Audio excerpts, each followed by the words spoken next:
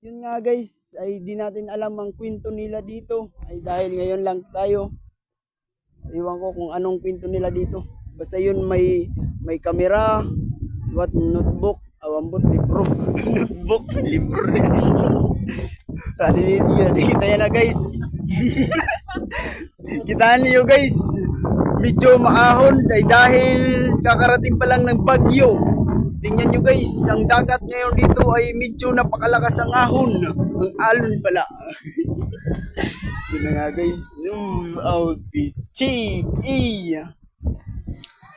nga guys, medyo marami ng tao dito guys. Ay, hindi natin papahuling ating mukha.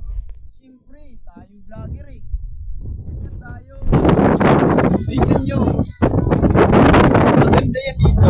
Kaya pasyalan nyo na.